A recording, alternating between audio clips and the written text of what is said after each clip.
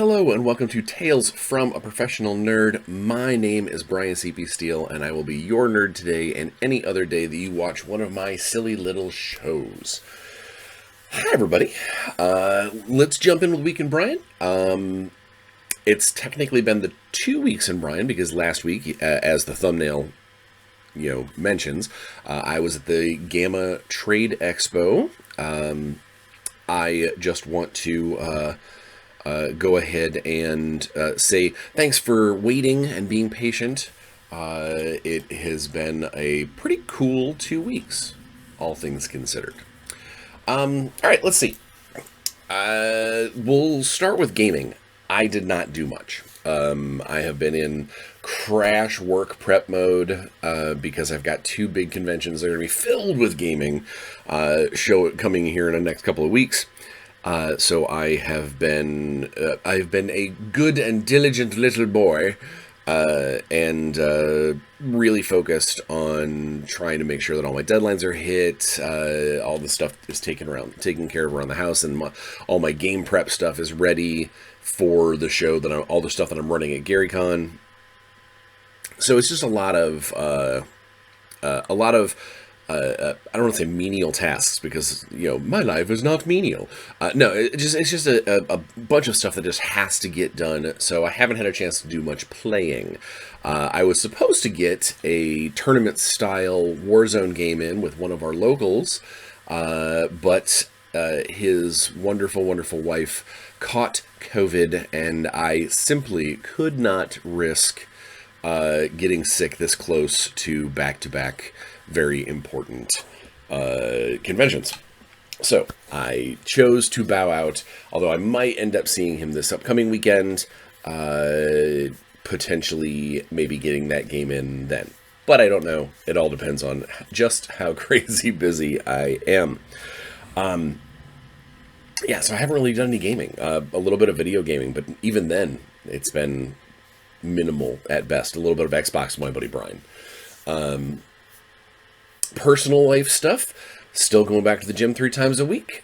Elbows still feeling good. I've been off the anti-inflammatories for a while.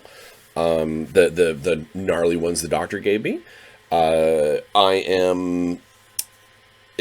still a little bit of a twinge there, like if I overdo it. So I'm still trying to be careful because I don't want it to come back, especially not before, I'm going to be in go mode carrying luggage and miniatures and cases and stuff.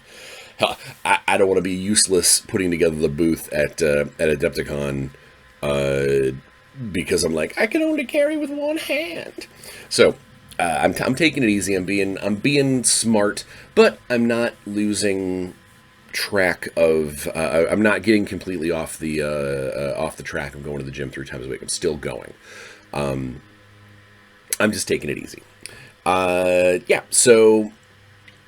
Other than that, I think personally stuff is going okay. I mean, there's nothing to shoot up flares and fireworks about. Just a lot of prep, a lot of getting stuff ready and getting stuff set up for the next big thing. Hobby-wise, I didn't get anything done last 2 weeks, but that's because, like I said, I had gotten everything done for my GaryCon events that require models. Got all the Tinkerture stuff put together and completely done for the Adepticon tournament. So it's I'm taking a momentary breather, but when I get back after these shows, I'm gonna need to dive in because I still have my my Game Hole charity piece that I want to get done. And I officially got that started, but unlike a lot of times where I get super excited about a project and then I'm like, go, go, go, go, go, and then I get it done and it looks nice, but I know I could do better, I'm absolutely going to make sure that I take all the steps, do it in small pieces, do it in waves. That way it is not, I don't feel like I've rushed it. And I think that I've given my all to something that we're going to be charitying off. We're going to be auctioning off for charity. It's not huge, it's not massive, but if it makes a couple $100 for the charity of the year, it's worth it. It's absolutely worth it. Yeah, I think that's pretty much it for hobby time. So now work time, which of course always everyone gives me hell because they're like, your work segment of Week in Bryan is always the longest. Well, it's because I work a lot. It is the nature of the industry, nature of being a single income household, and the nature of being in a situation where any deadline based work, it is extremely rare that I can set my deadline, that I can look at an employer that's like, hey, I'd like you to do this. And I go, I can get to you around May. Like more often than not, they're reaching out because they need the work and they need it done by a certain time frame for their production schedule. And so if I get a bunch of people asking at the same time, hey, I need this, hey, I need this, hey, I need this, unless I just simply can't and do not have the time or the bandwidth, I'm going to probably try and take that job, because even if the deadlines overlap a little bit, it's going to still it's going to be doable. It is the benefit of working from home. I can choose when those extra gigs apply, when I have time to do it, when I'm not doing my Evil Genius stuff during the day. Do I take a working lunch? So while I'm working, I throw a couple of monster blocks together, or something along those lines. I know that I'm a little behind on a couple of things that have very long out storage deadlines. So I think later this summer, or midsummer, I am probably going to need to take a couple of weekends and just kind of set aside things. Maybe not take a couple of the deeper gigs in order to focus on stuff that needs to get done.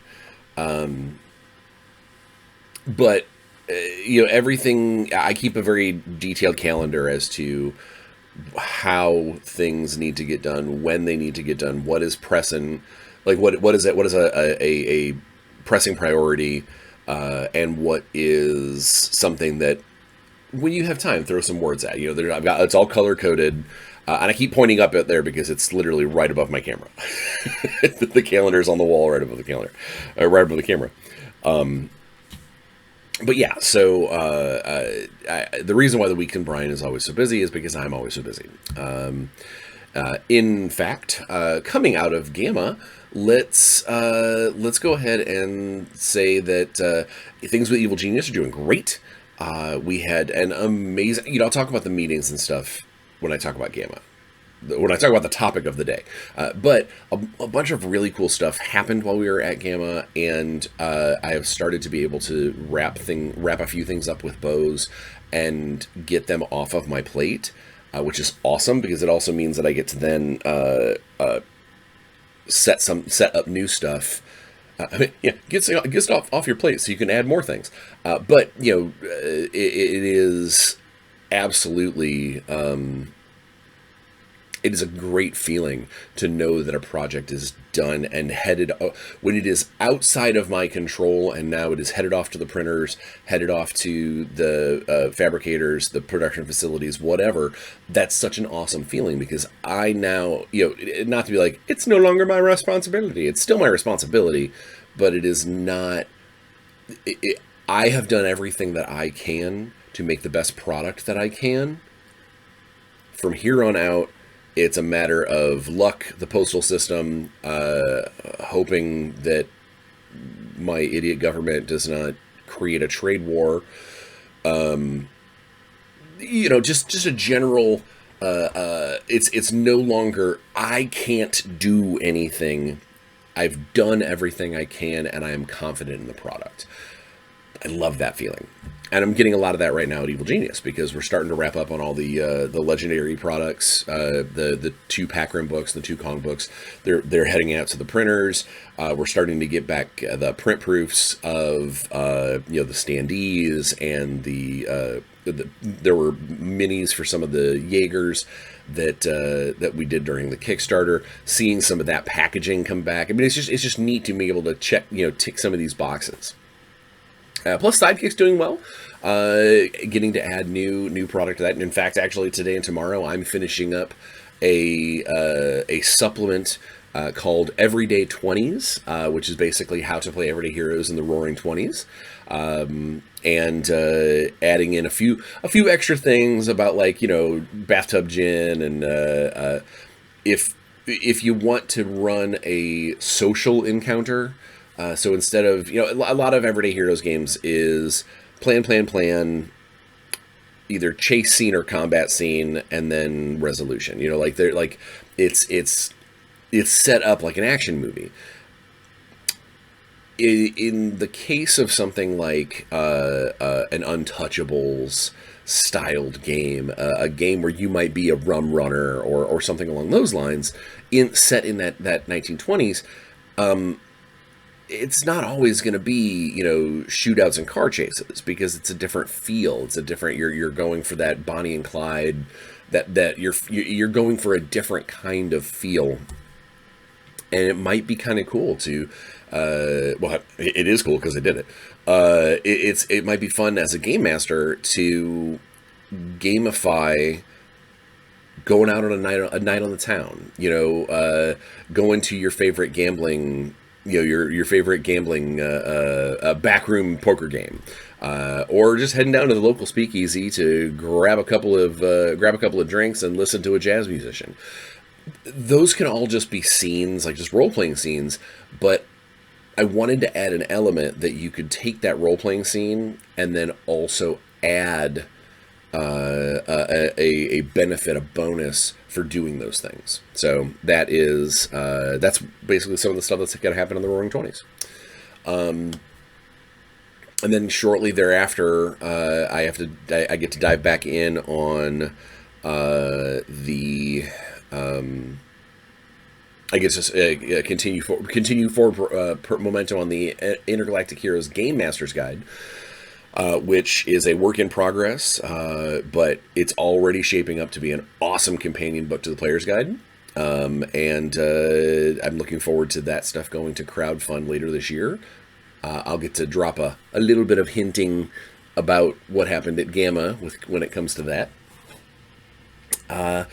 So Evil Genius stuff going great. Warzone fulfillment is underway. People are starting to get their packages. People are starting to paint their minis already. It is awesome. I had a meeting with Alex yesterday, and we were talking. It sounds like U.S. fulfillment will be done very, very shortly, or at least out in the Postal Service. And then he will start tackling. He's got three or four destination groups, like Australia, Canada, UK, Europe, and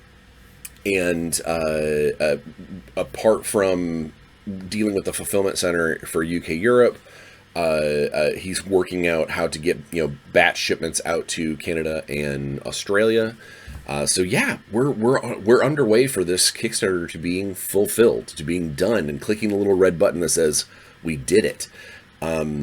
People are like I said, the Facebook and the Discord groups are starting to show up with people with their models, cleaning their models, putting them together, painting them, talking about getting. There was a guy who posted up a not so much a battle report, but like a, hey, this is the game that we played. This is the missions we did. These are the forces we had. This is how the outcome was. Had a lot of fun. Super fun, tight rule set.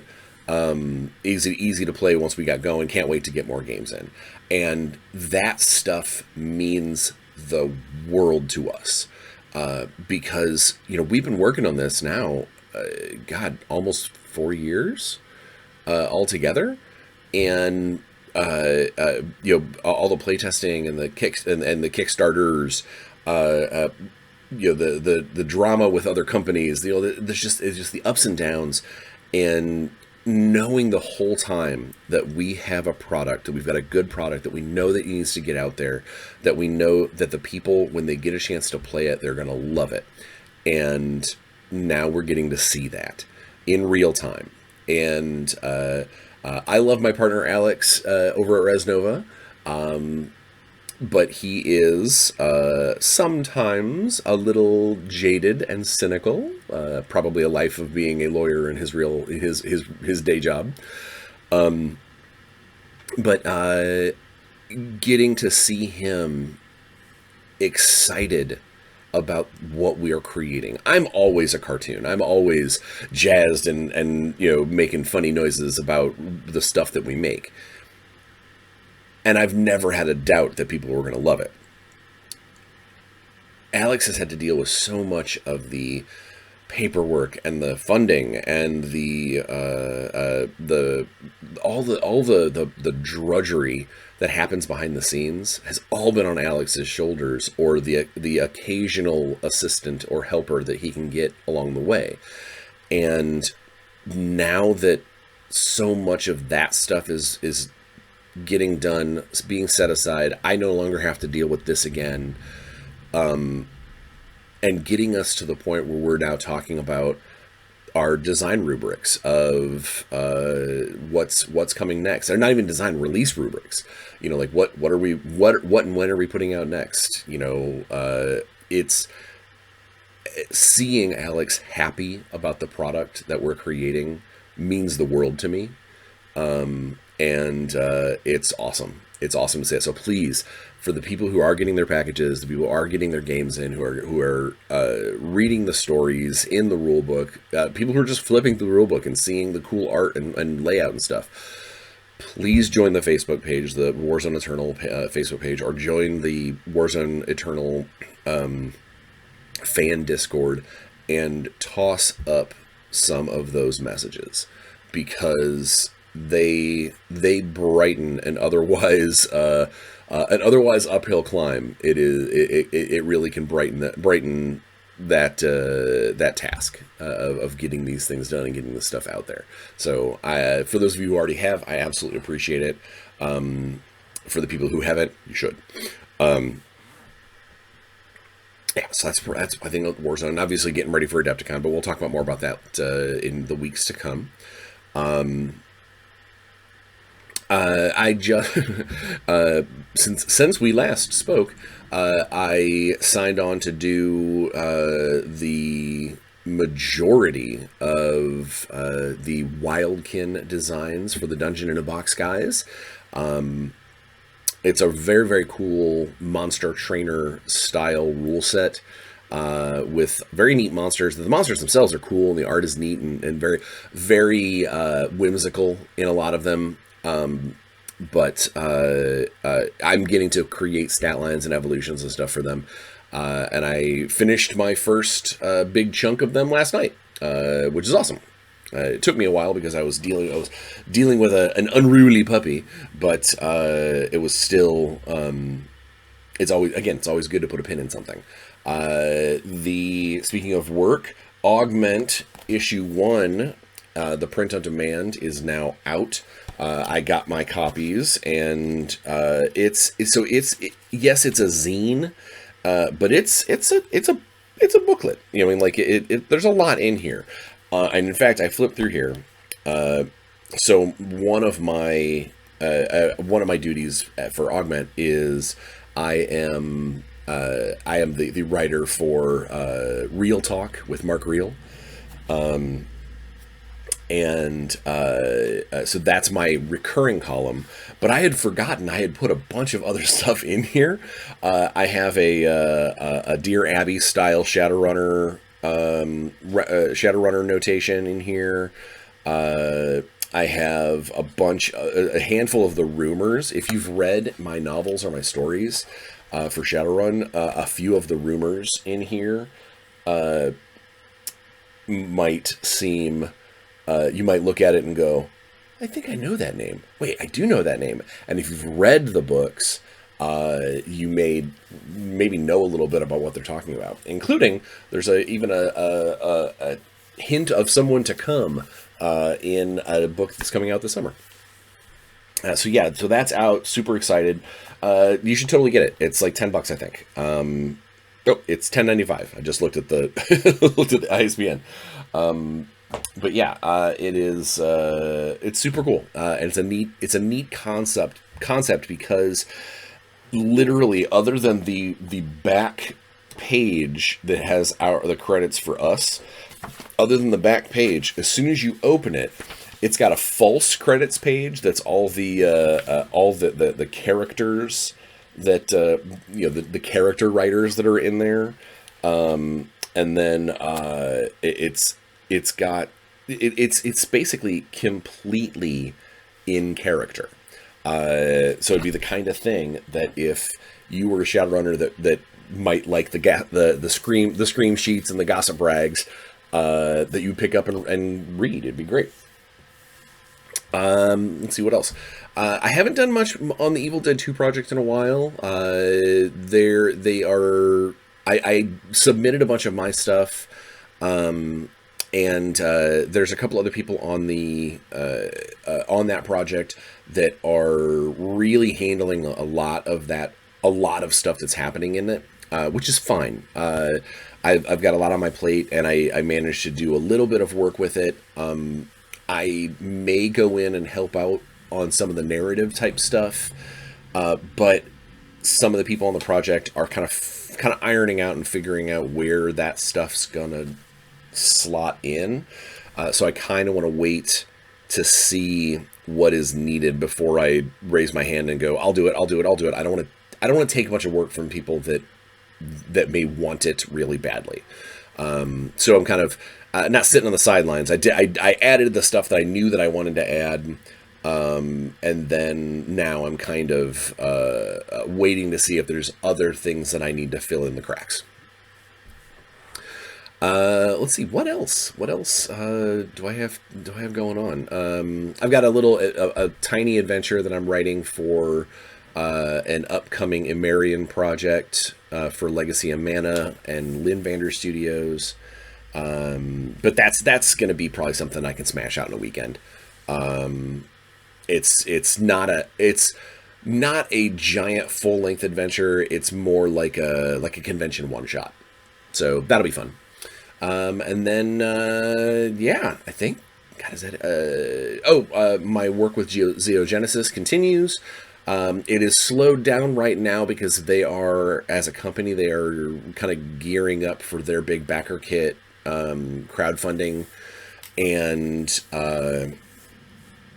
trying to, figure out exactly where my talents are going to be applied next.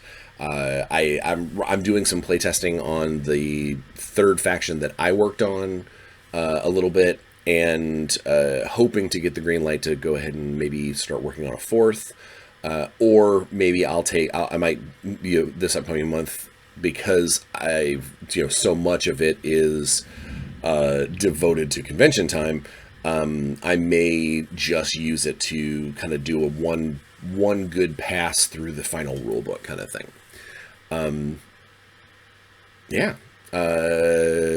Making some monsters for the world of Drashar, and working on fiction. I think that's it.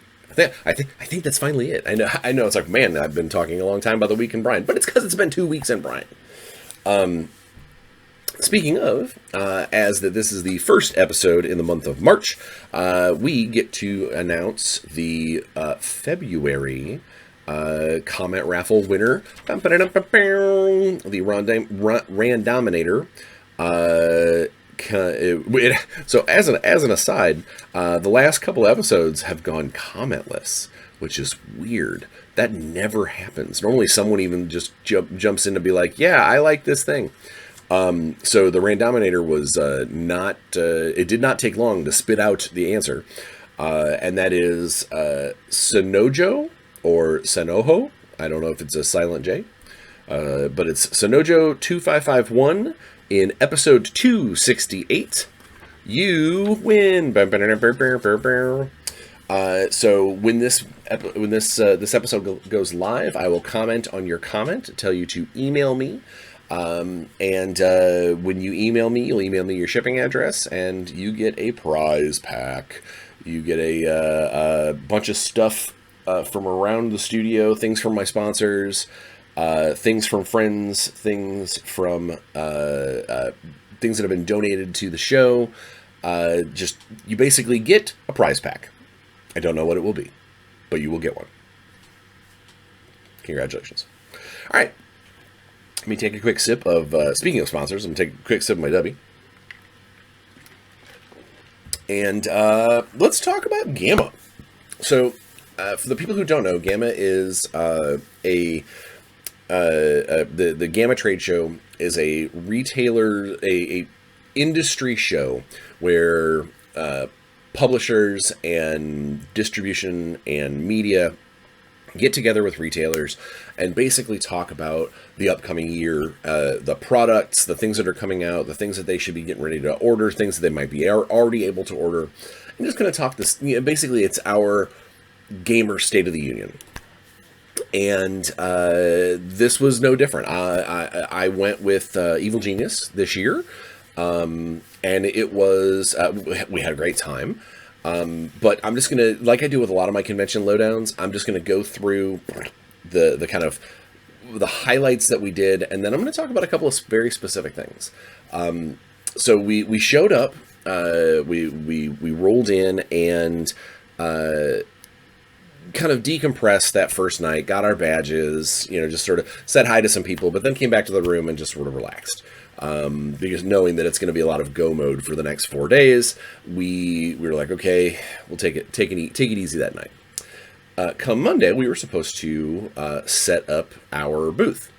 We had arranged to be one of the half of the exhibitors. We had arranged to be early setup. Well, due to some kind of complication with the Kentucky International Convention Center, George Fern, the labor union that kind of runs all the stuff, and the show that had just left, there was some problems with the hall, and we ended up not getting to set up at all on Monday. In fact, it was kind of, I don't want to salt in the wound or anything, but it was kind of a waste of the company's money to send us out there a day early because we couldn't do anything. It turned into me just basically working from my laptop in the room, spending money that I didn't need to spend. It's not GAMA's fault. As an organization, it is not their fault. Somebody did not talk to somebody, did not plan for this contingency, and everything, all the timetables got messed up. So we were told to come back on Tuesday to come back Tuesday around like 11, and your stuff will be ready and you can start setting up. Well, we get there, and of course it's not. Not only is our stuff not there, but our booth has not been marked off. The poles and curtains have not been put up. Carpet has not been laid down. I mean, like it was just, we'll come back at 2. We come back at 2. Nothing's there. At this point, it's now like fully 24 hours after when we were supposed to be able to set up. Nothing. The first sign of them showing that we have a booth arrives. We actually don't get completely done. We get our stuff. I want to say we got our stuff. It was like Tuesday at like 2, 3 or 4. Like, I mean, it was not ideal, especially because we had to go give the Evil Genius presentation about our 2025 products. So we walked away from the not booth and went and did our presentation. It went over very, very well. The retailers had great questions, talked a lot about Sidekick, and how we might be able to help them as retailers get involved with an electronic product to help players buy stuff in store, but then also get cool stuff on Sidekick. talked about the future of the game line, where things were going, what we're doing, as far as like the Return of the Living Dead cinematic source book that's coming out, the Armory that's coming out. We got to show print previews of the 4 legendary books that are coming out. And then we got to talk a lot about Intergalactic Heroes, and the fact that that's going to be probably our next big.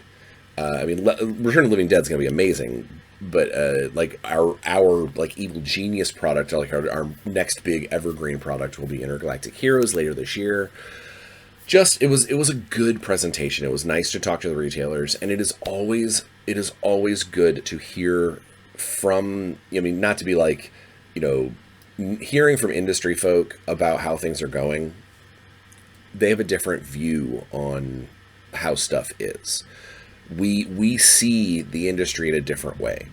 Hearing from the gamers, hearing from the retailers who are the ones that rely on our products to be able to, keep their doors open, it is so refreshing and awesome to hear from the retailers themselves that, there's every week there's an Everyday Heroes game. We have an ongoing game that plays on Saturday. One of my buddies is running a Kong Skull Island game, and they're super psyched for the new books coming out. These sorts of things help us. It helps fill the gas tank. If your motivation is a car, and coming to work every day and working on the next project that you're hoping people are going to enjoy and people are going to get and be excited to see. Hearing it from the retailers that they're like, I sold out of your core book and I haven't been able to get a new one in because ACD doesn't have any, or something like that. These are not only things that let us solve problems, because now we know that we need to contact the distro and be like, hey, a couple retailers say that you didn't have any copies, but our records show that you should. These are things that these trade shows are really, really good for. But on a just a personal note, it is so awesome to have a retailer walk up to you and go, I love this stuff. My players love this stuff. How do I get more? What else is coming down the... No drama. No, your stuff's too expensive. No, let me tell you about this thing I read on the internet. None of that. Just gamers enjoying games, liking products, wanting more. Interactions. The reason why I do this channel is to have interactions with the greater gamer fan base. And, yes, at a show like Origins or Gen Con or something, you get lots of interaction with fans, but they are almost all on their way to the next thing. They're psyched about things. You're getting the condensed version. At a trade show like this, hearing it from the retailer, the retailer's not, he has no, he or she has no, there's no reason to sugarcoat it. It's not like they're coming to the booth to be like, man, we play a lot of your games, give me your free stuff. There's no ulterior motive. There's no ulterior motive to coming and just being nice and talking about the product, talking about the games. So anytime that we get a cool story, anytime that we hear somebody talk about their local game, or a freelancer comes up and gives me their card that says, I really would love to write adventures for you guys, that kind of stuff, it so recharges the batteries, because that it's coming from the right place, it's coming from a good place, and it's coming from a place that is genuine to what we're creating. And that, at the end of the day, is all I want. I just want people to enjoy products and enjoy the fruits of our labors and forget about the hardships of life for a little while and play our games. Hell, you know me. This is what I'm all about. So, presentation went well. Booth time went well. Got to talk to a lot of people, met a handful of industry folks, met a couple of social. I'm looking at their business cards, and I don't want to pull them up, because in case, it's just bad form. So I've got a couple of business cards from some social media folks talking about how one guy wants to do a live play of Everyday Heroes. Another guy's like, hey, when Intergalactic Heroes comes comes around, like to the crowdfunding or whatever, if you can set me up with some pre-copy, I maybe I can do like a live play series that can go concurrently with the crowdfund. Just a lot of really cool, really cool stuff. It was a good show for the purposes of being on the floor talking to people. Also, a personal highlight, had a couple of really good meetings. I had a meeting with a dice maker to help out my buddy over at World of Dashar. To make his special dice for his game. I got to actually sit down and have dinner with the creator of Xeogenesis, the owner manager of that company, and that was awesome because it's nice to not have. Okay, we only have 45 minutes. Let's get let's talk about business. Let's talk about what's coming up next. It was nice to just kind of catch up, talk about kind of where things are at across the board, talk about upcoming shows, just sort of get to know people as people. And that's what I prefer anyway. I hate people being numbers on a page. And getting a chance to actually meet people is important to me. Including got to meet and talk to a wonderful person. Her name is Marissa, and she is involved with some back-end stuff, basically with some the business side of things, with Evil Genius, and I really liked what she had to say. A bunch of really cool ideas to help us reach a bigger audience, help us create some very cool stuff down the road. And it's neat. It's always neat to hear about the gaming industry from people who are not in the gaming industry. She got to walk the halls and was very, not mystified. That's not the right word. Impressed, maybe?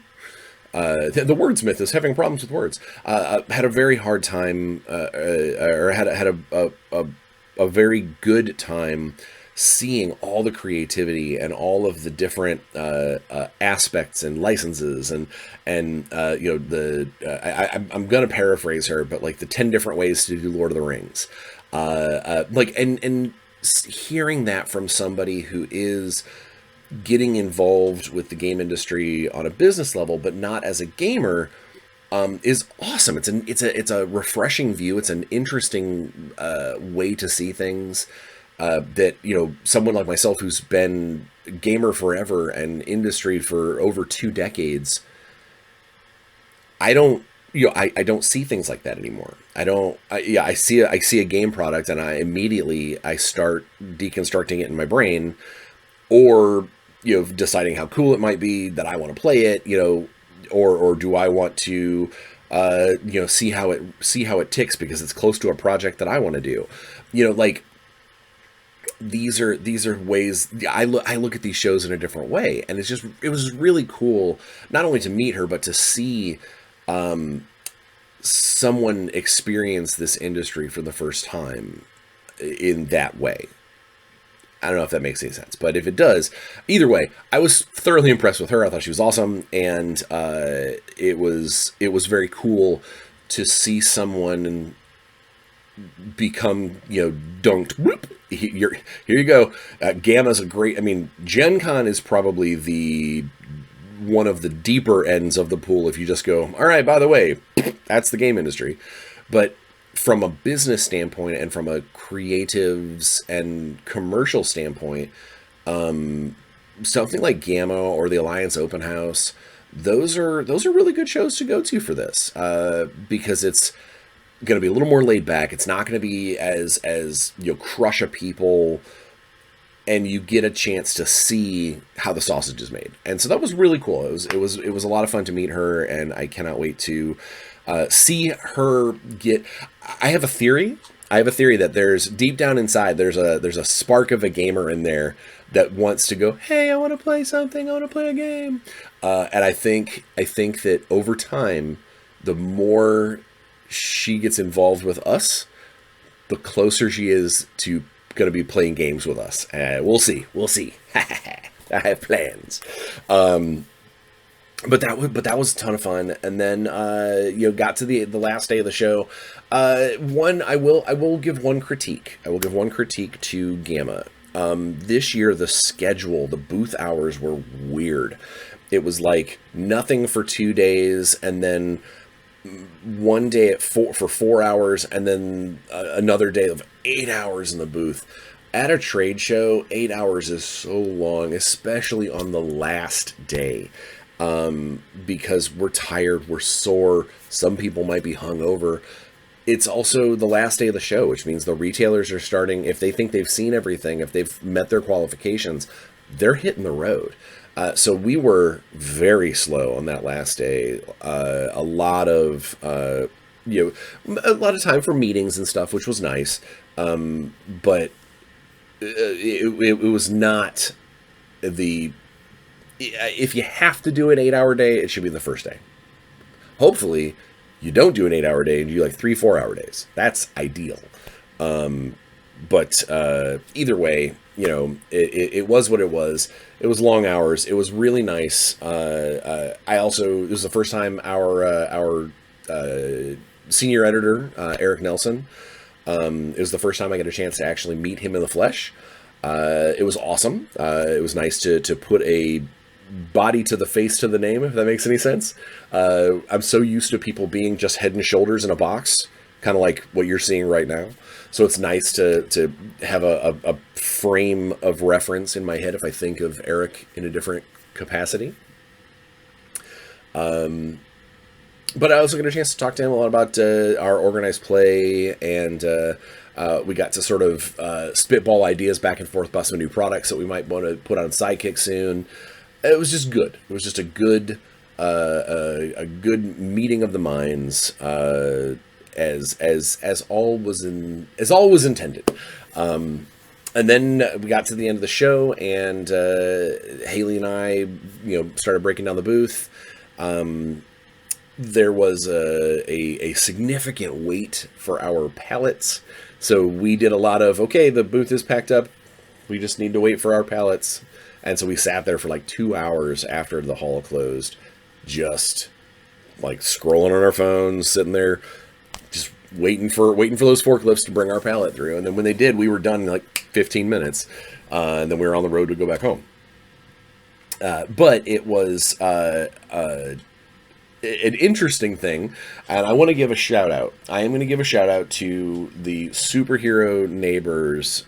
So the guys at the AK Interactive Paint Studios. And the reason I'm holding this up is not because I specifically like this is the product you want to see, because this is the easiest thing that I can show off. So AK Interactive are a paint studio that carry their paint lines and weathering powders and brushes and tools and wet palettes and a little bit of everything when it comes to miniature painting. But they are based out of Spain, and they are amazing dudes. They had a handful of their staff there, and during setup all the way through the show, they were just fantastic guys to be around. And I had mentioned that I had not used their products, that I am a miniature painter and that I hadn't used their products, and I was looking forward to maybe giving it a shot. And over the course of the show, they let me know that basically they didn't want to ship their stuff home. If it wasn't going to be easily packed, anything that was extra set out, or the packing boxes were already removed, they were like, if you want it, you can have it. And initially I was like, okay, I'll take a couple of things. I don't want to be that greedy guy. Fast forward to booth teardown. During booth teardown, they literally brought over multiple trips of, here's all this stuff. Here's all this stuff. Here's this bag of stuff. Here is the painting light that he was using, that Carlos was using, painting models at the booth. I don't want to take the painting light back. Here's this. I mean, I understand it's because it costs more to ship back than it is just to buy a new one where they are going. But it was so beyond generous and so unbelievably nice. And I haven't had a chance, because again, I haven't dove back into my hobby stuff yet, so I haven't had a chance to use their stuff yet, which is why the wet palette is still in the box. But I'll let you know when I do. I'll let you guys know how it is. But I had to give them a shout out and say, and I'm going to put their website in the description of the video. I have to give them a shout out because it was so unbelievably generous, and they are so cool and so nice. And the fact that it was almost funny that when they were coming over, they were like, here's this, like 6 tubs of black ink. Use this. Use these for your friends. I mean, like, it was awesome. Insofar that I've actually put together a care package for my friend Elisa, who has to paint a bunch of stuff for D&D in a castle here in a couple of weeks. And I know that she has used AK's paints before. So I put together a bunch of stuff that they gave, because if you can't share the wealth, what's the point? Yeah. I was blown away by their generosity, and blown away by the just how funny they were being when they were bringing, because they could have just put everything all in one bag, but it was, nope, we've decided that these 10 things are not going to go home with us. They'd walk it over and drop it off, and then 5 minutes later they'd be like, and here's the two rolls of industrial shrink wrap for your palette, because they wrapped their stuff and they don't need it. Here you go. I mean, just, it was tape guns, like the tape guns, because they weren't going to ship those back.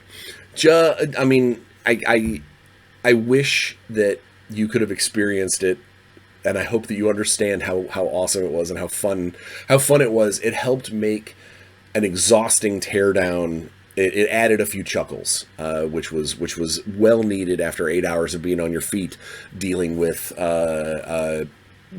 I won't say a ghost town, that's not the right word, with very light foot traffic, but yeah, it was awesome. They are awesome, and if you are a paint aficionado, or if you're just looking to buy something cool from cool people, follow the link and give them your support.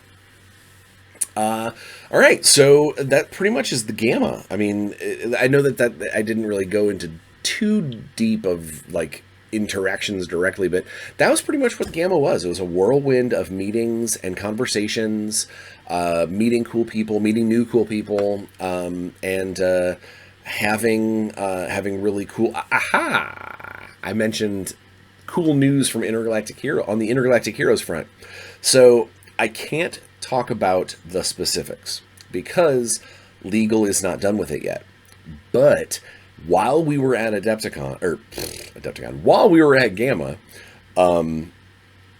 we had a meeting with a Hollywood studio to help us figure out our next round of cinematic source books.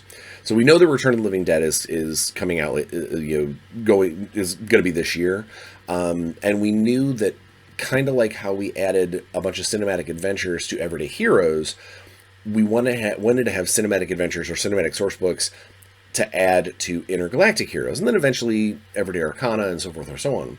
But we've been looking at certain licenses that would be really cool sci-fi licenses that would bring something interesting to the table, bring something unique to our stable of products.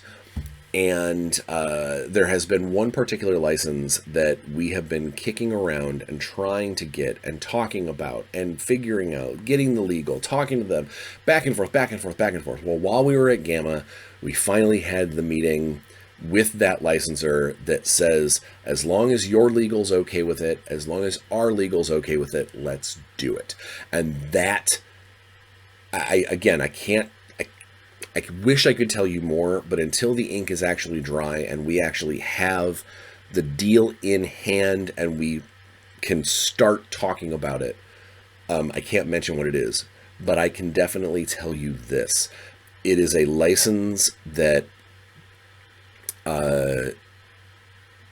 anybody who has seen it, I have never met anyone who has seen this movie and not at least enjoyed it. They may not have loved it, but they definitely enjoyed it. And I've met more gamers who love it and quote it, and I don't want to give away too much, and I don't want to jinx it, but if this becomes the kind of first, obviously the Throne World Saga, the IP that it's built into the Intergalactic Heroes franchise, if this is the first cinematic adventure that we can say, hey, by the way, this uses Intergalactic Heroes, I do believe that will put a significant feather in that product's cap, and will mean a lot to the crowdfunding. I mean, like it's we've been trying for it for a long time, and it looks like it's actually going to happen. And we got that news while we were at GAMA, and I did a little dance, a little fun dance. When I can tell you guys more, I absolutely will, and I cannot wait to be able to start fleshing out that universe. So, yay! So I think until next time, just please be safe, wash your hands, wear a mask in places where you think you have to. There's a bunch of illnesses going around. Get your shots. Don't lick doorknobs. You know how that goes. Please just be safe. Just try and leave every room a little happier than when you got there. And I think that the world would be a better place.